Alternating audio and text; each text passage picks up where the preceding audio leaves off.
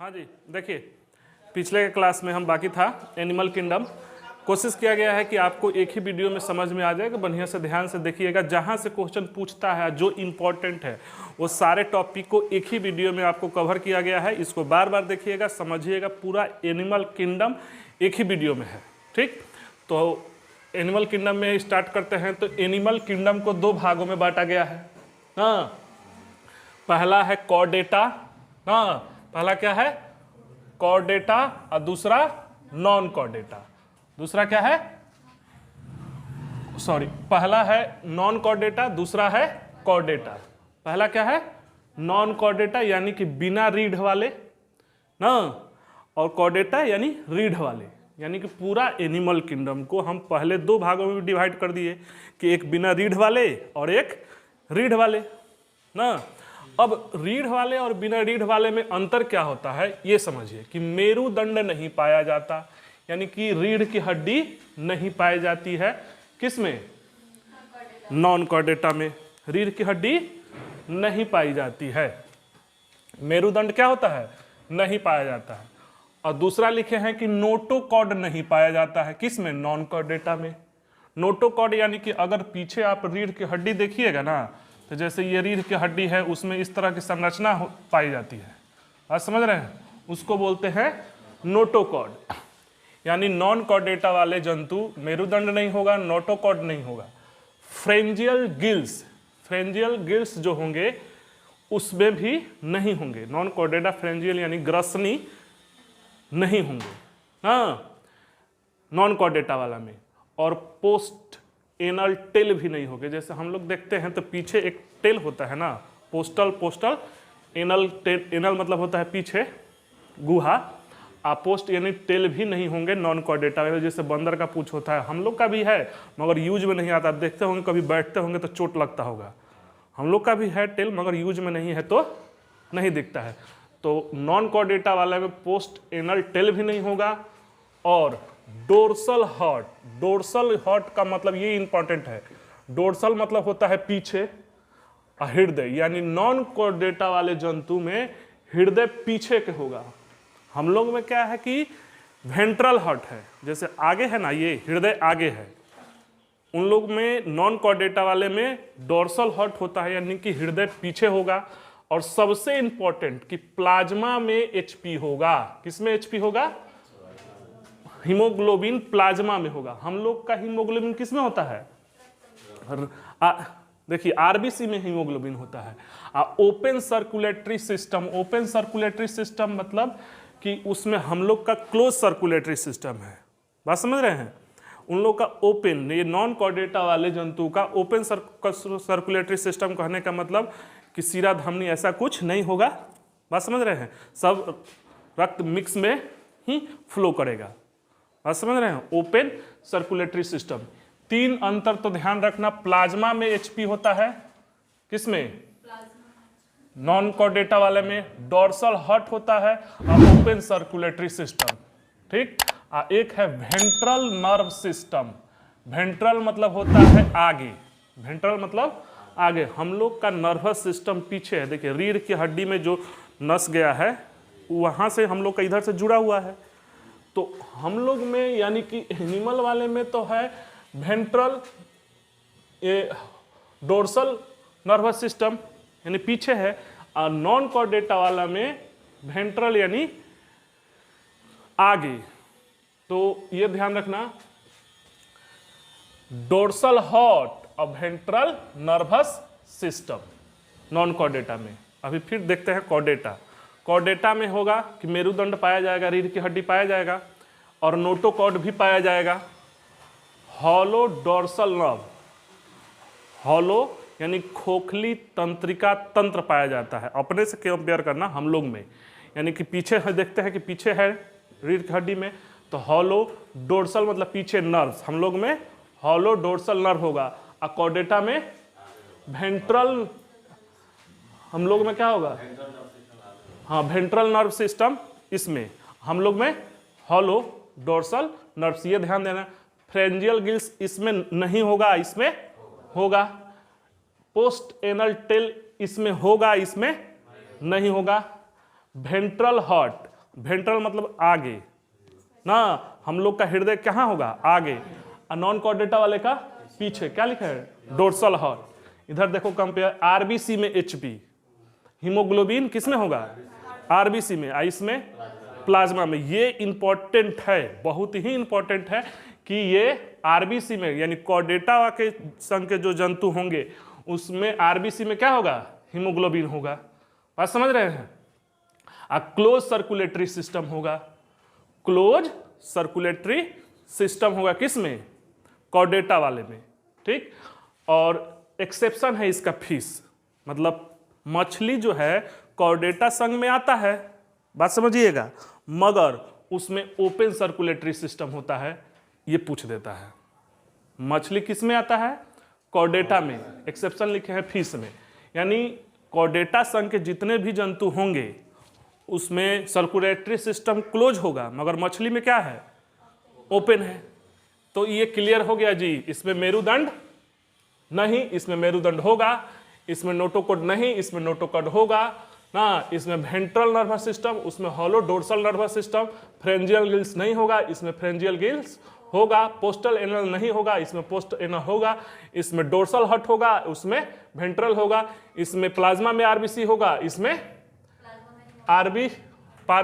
Plasma में haemoglobin होगा, इसमें आरबीसी में हीमोग्लोबिन होगा। ये ओपन सर्कुलेटरी सिस्टम होगा, ये क्लोज सर्कुलेटरी सिस्टम होगा। अंतर समझ में आ गया। आगे बढ़ें, अब इधर से समझते हैं और विकास देखिएगा क्रमिक, किस तरह से प्रकृति ने विकास किया है और इसको किस तरह से क्लासिफाई किया गया है। बात समझ रहे हैं। देखिए अब नॉन कॉर्डेटा वाले को दो भागों में बांटा गया है। नॉन कॉर्डेटा वाले को दो भागों में, एक प्रोटोजोआ और एक मेटाजोआ। नॉन कॉर्डेटा वाले को किसमें, दो भागों में, प्रोटोजोआ और मेटाजोआ। तो प्रोटोजोआ मेटाजोआ में अंतर क्या है, तो प्रोटोजोआ जो होंगे ये यूनिसेलुलर होंगे। अब ध्यान देना, यहां से क्वेश्चन बन जाता है, आप पीछे के क्लास में देखिएगा। प्रोटोजोआ जो होंगे ये यूनिसेलुलर होंगे। हम पहले ही बांटे थे एनिमल कॉर्डेटा वाले में कि ये मल्टी सेलुलर होंगे एनिमल वाले में, अब यहां से ये यूनिसेलुलर आ गया। तो प्रोटोजोआ संघ के जो जंतु हैं वो यूनिसेलुलर है। आगे के पीछे का वीडियो देखिएगा, उसमें हम बांटे हैं कि ये मल्टी सेलुलर वाले हैं। तो यूनिसेलुलर और मेटाजोआ जो होंगे वो मल्टी सेलुलर होंगे। प्रोटोजोआ जो होंगे वो यूनिसेलुलर और मेटाजोआ मल्टी सेलुलर। क्लियर है। अब प्रोटोजोआ संघ में जो जंतु होंगे उनकी खासियत क्या होगी, ये देखिए। पहला लिखे हैं यूनिसेलुलर, यानी प्रोटोजोआ संघ के क्या होंगे, यूनिसेलुलर होंगे। दूसरा यूकैरियोटिक, प्रोकैरियोटिक यूकैरियोटिक बताए थे सेल में, यानी कि इसमें केंद्रक होगा। और नो ऑर्गन, कोई ऑर्गन नहीं होगा। नो टिश्यू, कोई टिश्यू नहीं होगा। श्वसन जो होगा, उत्सर्जन, श्वसन अथवा श्वसन और उत्सर्जन बॉडी से करेंगे ये। यानी प्रोटोजोआ संघ के जंतु श्वसन उत्सर्जन कैसे करते हैं, बॉडी से। Unicellular, eukaryotic, no organ, no tissue. अब इसका एग्जाम्पल ध्यान रखना, ठीक। अमीबा, ये अपना स्थान बदलता रहता है, ये तो पढ़े हैं, आकार बदलता रहता है, इरेगुलर होता है अमीबा। तो इसका एक क्वेश्चन पूछता है कि अमीबा गति कैसे करता है, तो कूटपात विधि द्वारा, यानी ऐसे ऐसे, मतलब जैसे आप ऑक्टोपस को देखे हैं ना, उसी टाइप से कूटपात विधि द्वारा। दूसरा है पारामीशियम। पारामीशियम को खास तौर पे याद रखना, इसको चप्पल जंतु भी कहा जाता है। इसकी आकृति कुछ चप्पल टाइप की दिखती है, देख रहे हैं, चप्पल टाइप का है। चप्पल जंतु लिखे नहीं है, मगर आप लिख लीजिएगा कि इसको चप्पल जंतु, इसको हरा टाइप का दिखता है। बस समझ रहे हैं। पारामीशियम ये गति कैसे करता है, तो सीलिया से। पारामीशियम कैसे गति करता है, सीलिया से, ये कूटपात विधि। और एक है युगलिना, बस समझ रहे हैं, युगलिना ये हरा होता है, बस समझ रहे हैं। और ये इसका ये है फ्लैजिला, इसमें जो ये दिख रहा है ना, ये सेसिलिया, तो ये गति करता है फ्लैजिला से। यानी युगलिना कैसे गति करता है, फ्लैजिला से, बस समझ रहे हैं। एक है एसिटाबुलेरिया। तो एसिटाबुलेरिया जो है प्रोटोजोआ संघ में सबसे बड़ा जंतु है। एसिटाबुलेरिया प्रोटोजोआ में सबसे बड़ा है। ये चार उदाहरण तो जरूर याद रखना, अमीबा, पैरामीशियम, युगलिना और एसिटाबुलेरिया प्रोटोजोआ संघ में। क्लियर है। क्या क्या? अमीबा, पैरामीशियम, यूग्लिना और एसिटाबुलेरिया। क्लियर है? ये याद रखना है। अब आ जाइए आप मल्टीसेलुलर प्रोटोजोआ। नॉन कॉर्डेटा में प्रोटोजोआ और मेटाजोआ। अब मेटाजोआ में आ जाइए, इसमें है पोरीफेरा। यही 10 फाइलम पढ़े हो ना, जो देखो 10 को गिन कर दिखा रहे हैं। पहला है प्रोटोजोआ ना, पोरीफेरा, सिलिंट्रेटा, प्लेटीहेलमिंथी, स्केलमेंथीज, एनिलिडा, ऑर्थोपेडा, इकाइनोडर्मेटा, मोलस्का, और इसको पढ़ते हैं मेमेलिया यानी कॉर्डेटा। तो पढ़ो तो 1 2 3 4 5 6 7 8 9, इस सबको मिलाकर एगो 10 गो। यही से क्वेश्चन पूछता है, बात समझ रहे हैं? तो प्रोटोजोआ क्लियर है। आप ना इस सब का नाम ना है, नाम में ही है, इसको याद करने का कोई ट्रिक उरिक मत अपनाना।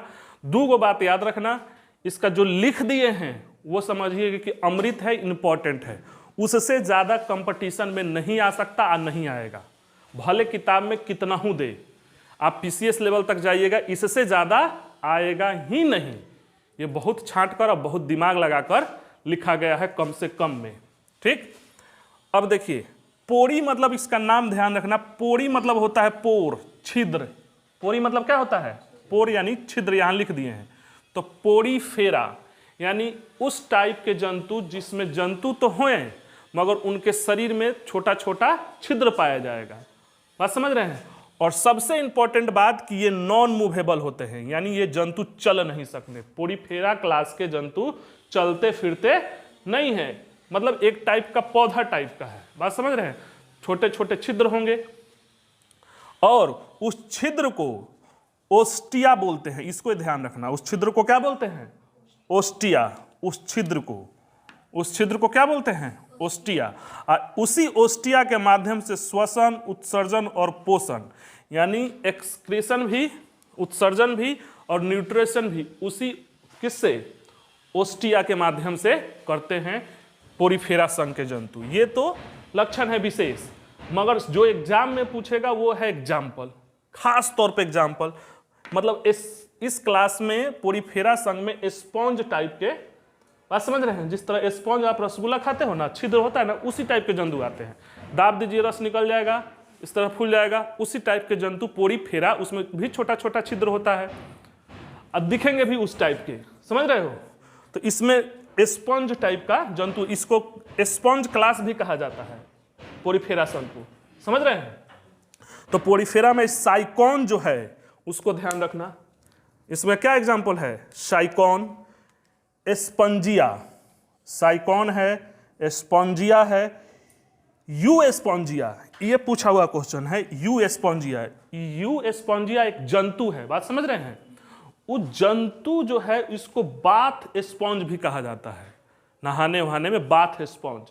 और सबसे इंपॉर्टेंट इस संघ का यूकेलिप्टस, यूकेलिप्टस इस संघ का पोरीफेरा को याद रखना। यूकेलिप्टस और यू एस्पंजिया तो जरूर याद रखना, अगर कोई पोरीफेरा से उठाएगा तो यही उठाएगा। अब यूकेलिप्टस को सब वीनस की फूलों की डलिया कहा जाता है। यूकेलिप्टस को क्या कहा जाता है? वीनस की। और जापान में एक प्रचलन है कि यूकेलिप्टस का शादी ब्याह जब होता है ना, तो यूकेलिप्टस ले जाकर लोग गिफ्ट देता है। बात समझ रहे हैं? अगर किसी को अच्छा विश करना है, क्योंकि ये अमरत्व का ये अलग नहीं होता है, माना जाता है ये शुभ है। बात समझ रहे हैं? तो लोग जापान में इसको गिफ्ट देता है। जैसे हम लोग यहाँ किसी को कुछ गिफ्ट देना है तो क्या गुलाब दे दीजिएगा, समझ रहे हैं? और कुछ पौधा वौधा देना हो तो, कुछ भी देना हो तो उसका लोग मीनिंग होता है, हर चीज को देने का गिफ्ट का भी एक अर्थ होता है। ठीक उसी तरह जापान में यूकेलिप्टस को क्या दिया जाता है? गिफ्ट के रूप में दिया जाता है। ये क्लियर है? पोरीफेरा, पोरीफेरा में इतना ही है, बात समझ रहे हैं? अब आ जाइए सिलिंट्रेटा। इसी सिलिंट्रेटा का एक और नाम है नाइडेरिया, यानी नाइडेरिया भी दे या सिलिंट्रेटा भी दे तो एक ही है। अब सिलिन मतलब होता है हॉलो, क्या होता है? हॉलो। नाम से ही, पोर मतलब छिद्र, सिलिन मतलब हॉलो, यानी इस टाइप के जंतु जो होंगे उनका शरीर हॉलो होगा, खोखला होगा। बात समझ रहे हैं? क्लियर है? अब ये पाए कहाँ जाएंगे, तो जनरली ये समुद्री जल में पाए जाते हैं, ठीक। ये भी खारे पानी में पाए जाते हैं, बात समझ रहे हैं। इसमें ब्लड नहीं होता है, यानी सिलिंट्रेटा संघ के जंतु में ब्लड नहीं होता। सबसे इंपॉर्टेंट कि इसमें सिर भी नहीं होता है, ठीक। इसको प्रवाल कोरल समूह भी कहा जाता है। आप सुने होंगे कि ऑस्ट्रेलिया में क्या है, प्रवाल भित्ति है ना, वही वो जो प्रवाल आते हैं जंतु वो सिलिंट्रेटा या नाइजीरिया में ही आते हैं, प्रवाल जंतु, ठीक। ये सर्कुलेटरी, एक्सक्रेटरी और रेस्पिरेशन इसमें सिस्टम का अभाव होता है। इसमें प्रवाल जंतु में सर्कुलेटरी सिस्टम, एक्सक्रेटरी सिस्टम और रेस्पिरेटरी सिस्टम, ये तीनों का क्या होता है, अभाव होता है। अब एग्जाम्पल याद रखना सिलिंट्रेटा का, हाइड्रा आप सुने होंगे, बहुत ही है। हाइड्रा में के बारे में ये ध्यान रखना कि इसमें ब्लड भी नहीं होता है, इसको अमरत्व प्राप्त है। कहा जाता है कि एक जंतु है जो कभी मर नहीं सकता। मरने के पीछे का कारण है कि बिना मस्तिष्क का नर्वस सिस्टम होता है, इसमें सिर भी नहीं होता है, मस्तिष्क नहीं होता है और नर्वस सिस्टम है, ये मरता ही नहीं है। इस पृथ्वी पर का सबसे बड़ा जो जंतु है जो अमरत्व प्राप्त है, जिसको क्वेश्चन ऐसा ही पूछेगा किस जंतु को अमरत्व प्राप्त है यानी कभी मर नहीं सकता, वो है हाइड्रा। समझ रहे हैं, ये क्वेश्चन पूछता है। एक है ऑरेलिया, ये ऑरेलिया इसका नाम है जेलीफिश। कुछ फिश पढ़ते हैं ना, कौन ट्रू फिश है कौन फॉल्स फिश है। ऑरेलिया जो है जेलीफिश, इसी का ऑरेलिया का नाम है जेलीफिश। बात समझ रहे हैं, ये पॉइजनस मछली है, ये खाइएगा तो मर जाइएगा। ऑरेलिया पूछ देगा कि हाँ जहरीला है। हाइड्रा है, ऑरेलिया है या कोरल, ये तो समझ रहे हैं ना, कोरल यानी प्रवाल, और समुद्री एनिमोन, समुद्री एनिमोनी। एग्जाम्पल खास तौर पे याद रखना, नाम आप प्लस एग्जाम्पल है बीच वाला, भुला भी जाओगे तो काम चल जाएगा, मगर एग्जाम्पल मत भूलना। बात समझ रहे हो, दूगो क्लियर, बीच वाला भुला भी जाओगे तो काम चलेगा। तीसरा प्लेटी हेलमेंथी। अब देखो प्लेट मतलब होता है फ्लैट, चिपटा, नाम से ही क्लियर है, चिपटा जो हो, फ्लैटी हेलमेंथी। हेलमेंथी मतलब होता है वर्म, हेलमेंथी मतलब वर्म, हाँ। तो टैप वर्म इसको कहते हैं, फीता कृमि, मतलब टैप वर्म जैसे टेप होता है ना फीता टाइप का, उसी टाइप का होगा टैप वर्म। इसको बोलते हैं क्या चीज, प्लेटी हेलमेंथी को टैप वर्म बोला जाता है। इसमें आहार नाल नहीं होता है, टैप वर्म पतला है तो आहार नाल क्या करेगा, ये बाइसेक्सुअल होता है, सबसे इंपॉर्टेंट, यानी एक ही टैप वर्म में एक ही में मेल भी होगा फीमेल भी होगा। बात समझ रहे हैं, ट्रांसजेंडर अलग है, बात ध्यान देना, बाइसेक्सुअल एक ही जीव में मेल फीमेल दूंगा, जिस तरह फूल को नहीं पढ़ा रहे थे उसी तरह ये है बाइसेक्सुअल। और ये पैरासाइटिक होंगे, पैरासाइटिक मतलब परजीवी होंगे। अब ये बताओ कि परजीवी होंगे तो बीमारी उत्पन्न करेगा जी, तो देखो एक है प्लेनेरिया, ठीक, क्या है प्लेनेरिया याद रखना, और एक है फैसियोला, इसको याद रखना, फैसियोला को लीवर फ्लूक बोलते हैं, लीवर लिखे हैं यहाँ, लीवर फ्लूक। क्वेश्चन पूछ देगा लीवर फ्लूक कौन है, तो फैसियोला, ठीक। अब है टीनियासोमिया, ये लीवर फ्लूक जो है ना जानवरों के आंत में रहता है, लीवर फ्लूक फैसियोला। और टीनियासोलियम ये मनुष्य के आंत में रहता है। पूछ देगा हमारे आंत में टैप वर्म रहता है, ये जीव है और सब हमारे लोग के आंत में है। बात समझ रहे हैं, टीनियासोलियम। और एक है सिस्टोसोमा, सिस्टोसोमा ये ब्लड फ्लूक, ये ध्यान रखना, ब्लड फ्लूक किसको बोला जाता है, सिस्टोसोमा को। लिवर फ्लूक किसको बोलता है, फैसियोला को। प्लेनेरिया है, टीनियासोमियम है, ये मनुष्य के आंत में रहता है, ये एनिमल के आंत में प्लेनेरिया रहता है, फ्लेनेरिया, फैसियोला सॉरी, फैसियोला जो रहता है कहाँ रहता है, जानवरों की आंत में, प्लेनेरिया। और टीनियासोलियम रहता है मनुष्य के आंत में, और सिस्टोसोमा को ब्लड फ्लूक बोला जाता है। ये नाम खास है, यहीं से पूछेगा, यही दुख देता है। बात समझ रहे हैं, क्लियर है ये। अब आगे देखिए अगला, एस्केलमेंथिज। एस्केलमेंथिज का एक और नाम है निमेटोडा, एस्केलमेंथिज कहिए चाहे निमेटोडा कहिए। अब देखो निमेटोज मतलब होता है थ्रिड, धागे जैसा राउंड, यानी एस्केलमेंथिस मतलब निमेटोज मतलब क्या होता है, थ्रेड यानी धागे जैसी संरचना, राउंड टाइप का, समझ रहे हैं। तो राउंड वर्म इसको बोला जाता है, राउंड वर्म निमेटेटा को। ये होता है यूनिसेक्सुअल। यूनिसेक्सुअल या तो मेल होगा या तो फीमेल। ये स्वतंत्र भी हो सकते हैं, पैरासाइटिक भी हो सकते हैं। निमेटोडा यानी राउंड यानी गोल होगा, बात समझ रहे हैं, राउंड राउंड, हाँ, जिसको बोलते हैं, इसको क्या बोलते हैं टर्म, इसको राउंड गोल कृमि, इसको रिंग वर्म ना, बात समझ रहे हैं। इसको टैप वर्म, ये है टैप वर्म, ठीक, ये है राउंड वर्म, ये है रिंग वर्म। ये तीन को तो जरूर, प्लेटीहेलमिंथी, एस्केलमेंथिस, एनिलिडा, ठीक, मतलब इनके में ज्वाइंट नहीं होगा। इसका है एस्केरिस, एस्केरिस, बात समझ रहे हैं, ये आंत में रहता है। ये पैरासाइटिक भी हो सकते हैं। अरे बच्चों के आंत में देखते नहीं हैं, इतना बड़ा चील निकल जाता है, छोटा छोटा नहीं, एक बड़ा सा, बड़ा वाला, तो बड़ा वाला एस्केरिस है वो। ई आता है रिंग वर्म में, उसमें बच्चों के स्टूल के माध्यम से निकलता है, देखे होंगे, निकल है, बॉर्न बेबी नहीं, 3-4 साल का लड़का का निकल जाता है, हैं? हाँ 10 साल का, वो है एस्केरिस, और उस बीमारी का नाम है एस्केरेसिस।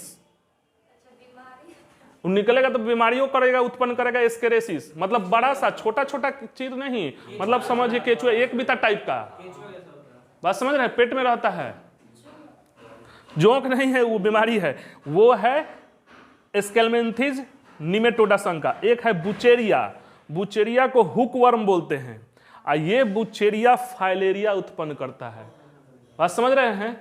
अब बुचेरिया जो है, बुचेरिया से ही फाइलेरिया होता है। अब फाइलेरिया पूछ देता है कि ये मतलब वायरस जनित है कि किसके जनित द्वारा है, आप मार दीजिएगा उसमें से। फाइलेरिया पूछ देगा कि वायरस जनित रोग है, विषाणु जनित है, कवक जनित है, उसी में से एगो ना एगो मार दीजिएगा, बात समझ नहीं। बुचेरिया से ही फाइलेरिया होता है, हुकवर्म, बात समझ रहे हैं। बुचेरिया लिखे हैं, फाइलेरिया होता है इससे, ठीक। एक है ट्राइकिनेला, ये ट्राइकिनेला भी राउंड वर्म है, और जो मनुष्य और सुअर के आंत में रहता है। एस्केरिस या ध्यान रखना, बुचेरिया और ट्राइकोनोमा। एग्जाम्पल तो खास तौर पे ध्यान रखना, वही अमृत है, समझ रहे हैं, क्लियर है। एस्केरिस से एस्केरेसिस बीमारी हो जाता है, ये निमेटोडा या एस्केलमेंथिस का है, ठीक। अब एनल मतलब एनिलिडा, एनल मतलब होता है रिंग, रिंग टाइप का। और रिंग जब बनाने चलिएगा आप, तो रिंग को तो ज्वाइंट करना पड़ेगा, थोड़ा थोड़ा से मोड़ना पड़ेगा, बात समझ रहे हैं। अब देखो ये स्वतंत्र भी हो सकते हैं, परिजीवी भी हो सकते हैं, शरीर खंडों में विभक्त रहता है। शरीर खंडों में मतलब अगर किसी को मोड़ रहे हैं तो उस खंड होगा तबे ना मुड़ेगा जी, एक होगा तो मुड़ेगा नहीं। तो शरीर खंडों में ये गति करते हैं सीटी द्वारा।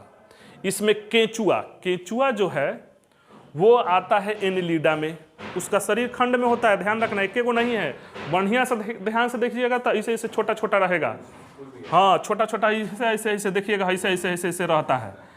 तो केंचुआ जो अर्थवर्म है, जिसको किसानों का मित्र कहा जाता है, ठीक। इसके बारे में, केंचुआ के बारे में जानिए, इसका हृदय 8 गो होता है, चेंबर नहीं कह रहे हैं, हृदय 8 गो होता है।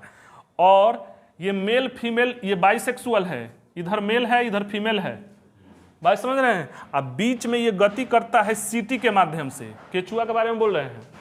और ये परासरण आघात होता है, परासरण नमक डाल दीजिएगा तो मर जाएगा, ठीक। अब जोंक भी नमक डाल दीजिएगा तो मर जाएगा। नेरिस, नेरिस मतलब जोके टाइप का होता है, गोजर टाइप का, मगर गोजर नहीं है, ध्यान रखना, ठीक। तो 3 गो केंचुआ, जोक, नेरिस, एनिलिडा संघ के हैं। हाँ हाँ, उसका भी नहीं होता है, बात समझ रहे हैं। तो एनिलिडा हो गया रिंग वर्म, यानी flat, tap worm, round worm, ring worm. अब आ जाइए ऑर्थो, ऑर्थराइटिस से बना है ऑर्थोपोडा। हाँ, ऑर्थोपोडा मतलब जिससे ज्वाइंट हो, ऑर्थो मतलब ज्वाइंट, अर्थ मतलब ज्वाइंट। ये नॉन कॉर्डेटा कह लीजिए का सबसे बड़ा संघ है ये ऑर्थोपोडा। अब देखिए ऑर्थोज मतलब होता है ज्वाइंट, ये जल थल वायु में पाया जाता है। अब देखिए पहली बार शरीर जो है हृदय, थॉरेक्स और एब्डेमन, हृदय, वक्ष और गुहा में विभाजित है। अभी तक देखे होंगे नहीं है ना, यानी हृदय होगा, वक्ष स्थल होगा और उदर गुहा यानी कि एब्डोमेन भी होगा, वक्ष स्थल भी होगा, इसमें विभाजन होता है। और सबसे इंपॉर्टेंट कई बार पूछा हुआ है कि उत्सर्जन के लिए ऑर्थोपोडा संघ में जो एक अंग होता है उसको बोला जाता है मेल्पिगियन ट्यूब। ये बहुत ही इंपॉर्टेंट है, यानी ऑर्थोपोडा संघ के जंतु जो उत्सर्जन करते हैं किसके माध्यम से करते हैं? मेल्पिगियन ट्यूब। देखो उत्सर्जन करने के लिए जनरली क्या आता है? किडनी आता है ना, स्किन भी है। तो इसमें जो ऑर्थोपोडा संघ के होंगे वो मेल्पिगियन ट्यूब से करेंगे। अब उदाहरण देख लो, बिच्छू है, मकड़ी है, झींगा मछली नहीं है, गोजर है, तेलचट्टा है, मधुमक्खी है। तेलचट्टा में आरबीसी नहीं पाया जाता, ये ऑर्थोपोडा, ये सबसे लार्जेस्ट है। ठीक, अब है इकाइनोडर्मेटा, समझ रहे हो?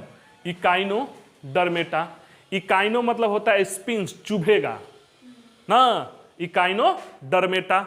अब देखिए इस समुद्री होते हैं, स्किन पर इसके कांटे लगे होते हैं और नो एक्सक्रेटरी सिस्टम नहीं होता है। अब इसमें ध्यान दीजिए, स्टार फिश, ये स्टार टाइप का ही रहता है, फिश है, मछली है, मछली नहीं है वो, क्या है? स्टार फिश मछली नहीं है वो इकाइनोडर्मेटा संघ का है, नहीं तो फिश में होती। ठीक, स्टार फिश, सी कुकुम्बर यानी समुद्री खीरा, ठीक, सी ऑर्चिन, सी लिली, ये सब क्या है? इकाइनोडर्मेटा है। एग्जाम्पल इंपॉर्टेंट है, बस समझ रहे हो? अब है मोलस्का, मोलस्का मतलब होता है सॉफ्ट, सॉफ्ट का मतलब जो मुलायम हो। ये घबरा मत जाना, देखो उदाहरण देखोगे ना, घोंघा, शंख, ये कड़ा दिख रहा है मगर उनका स्केल्टन है। जैसे घोंघा, शंख देख रहे हो ना, तो बाहरी वो उनका बाहर स्केल्टन है मगर वो खुद जीव सॉफ्ट होते हैं। तो मोलस्का शंख में सेकेंड लार्जेस्ट है। मोस्टली मैरीन होते हैं, स्किन सॉफ्ट होता है। ठीक, न्यूट्रिशन ये हेट्रोट्रोपिक करते हैं, श्वसन के लिए इनके गिल्स होता है और उत्सर्जन ये किडनी। देख रहे हो विकास, यहाँ तक किडनी नहीं था, यहाँ आ गया ना। अब इसमें ऑक्टोपस जो होता है, ऑक्टोपस वो क्या है? मोलस्का संघ का है। ऑक्टोपस का एक और नाम है डेविल फिश। तो ऑक्टोपस को फिश समझने का गलती नहीं करना है। ऑक्टोपस क्या है? Devil fish. एक है सीपिया, सीपिया को ही एक और नाम है कैटल फिश। तो कैटल फिश लगा है तो फिश समझने की कोशिश गलती ना करना। एक है सोलेन, सोलेन को रोजर फिश बोला जाता है, तो इसको भी फिश नहीं समझिएगा। यानी कि ऑक्टोपस, सिलिया, सीपिया और सोलेन, ये तो ध्यान रखना, तीन गो। बात समझ रहे हो? कोई दिक्कत? अब है घोंघा, शंख, कौड़ी और सीप। कौड़ी समझ रहे हैं, सीप समझ रहे हैं, ये सारे के सारे क्या हैं? मोलस्का संघ के हैं। क्लियर है? यानी अब हम लोग देख लिए प्रोटोजोआ और ये देख लिए Porifera Coelenterata, Platyhelminthes, Aschelminthes, Annelida, Arthropoda, Echinodermata, Mollusca. अब है कॉर्डेटा। कॉर्डेटा में ये बता चुके हैं अंतर। अब कॉर्डेटा संघ में देखिए बहुत ही ध्यान से, इसको बस ध्यान दे दीजिएगा, क्वेश्चन फंसेगा नहीं। ठीक, इसमें आता है मछली, मछली के बाद एम्फीबियंस, एम्फीबियंस जो जल और थोनों में, रेप्टाइल्स जो रेंग का चले, एप्स यानी उड़े, मैमेलिया मतलब हम लोग। देख रहे हो कहां से चले थे हम लोग? प्रोटोजोआ से चले थे। प्रोटोजोआ से विकास देखते देखते हम लोग कहां चले गए? मैमेलिया तक, यानी कि मनुष्य हम लोग वाले। ठीक, तो एक तरह से क्लास टाइप का बन रहा है कि नहीं? अब इसको समझ लीजिए, मछली है, एम्फीबियंस है, रेप्टाइल्स है, एप्स है और मैमेलिया है। एक क्वेश्चन बार बार पूछता है और पूछता ही रहेगा। हृदय यानी कि पीसेस में हृदय जो होगा वो 2 चेंबर का होगा। क्या होगा? आप पढ़े ना, ऑरिकल वेंट्रिकल। तो हृदय, हम लोग का हृदय 4 चेंबर का होता है, तो मछली का 2 चेंबर का होता है। मगर एक्सेप्शन ध्यान रखना, ब्लू व्हेल, ब्लू व्हेल का 4 चेंबर होता है। इसीलिए ब्लू व्हेल फिश में नहीं आता है। किस में आता है? ये सबसे बड़ा स्तनपाई जो है ब्लू व्हेल ही है। तो ये मछली में ब्लू व्हेल नहीं आता है। क्यों नहीं आता है? क्योंकि 4 चेंबर है। मछली में कितने चेंबर? 2 चेंबर। अब देखो विकास, देखो एम्फीबियंस में 3, रेप्टाइल्स में 3 चेंबर, पंछी वर्ग में 4 और हम लोग में 4, यानी 2 3 3 4 4 याद रखना। 2 3 3 4 4, खूब पूछता है। ठीक, मछली में कितना चैम्बर? 2। उसके बाद मछली के बाद विकास जो होगा, जैसे देखो ना विकास का क्रम देखो, पानी में है, पानी में से ऐसा हुआ कि पानी में और स्थल दोनों पर एम्फीबियंस, रेप्टाइल्स मतलब खाली जमीने पर है मगर रेंग का चले, एगो उड़े, तब ये हम लोग मैमल्स यानी चले।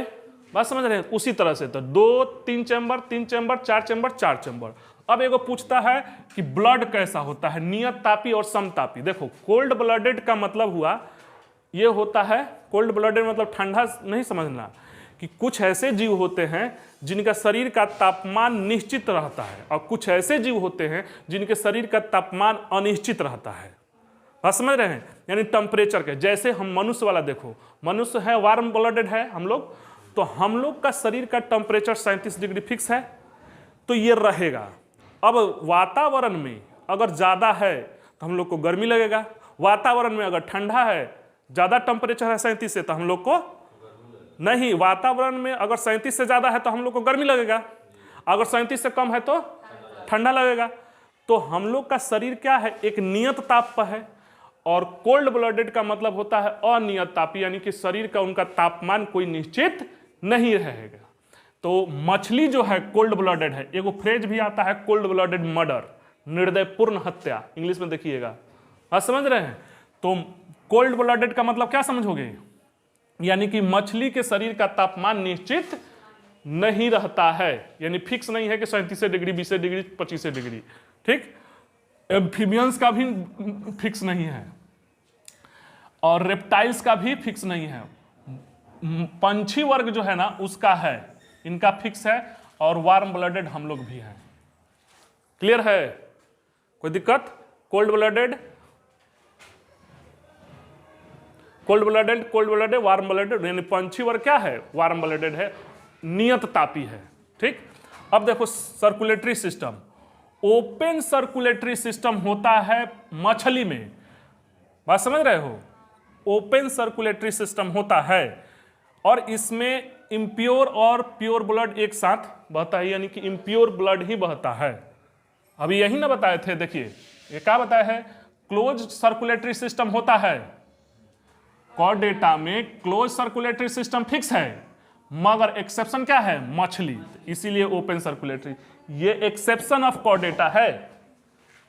कॉर्डेटा में तो है कि क्लोज सर्कुलेटरी सिस्टम होगा, मगर मछली में क्या होता है, ओपन। यही क्वेश्चन बन जाता है। बात समझ रहे हैं? एम्फीबियस में भी क्लोज, रेप्टाइल्स में भी क्लोज, एप्स में भी क्लोज, मैमल्स में भी क्लोज, सब में क्लोज सर्कुलेट। एक्सेप्शन इसीलिए है, देखो सबसे अलग है कि नहीं, इसीलिए ये क्वेश्चन बन जाता है। बात समझ रहे हैं?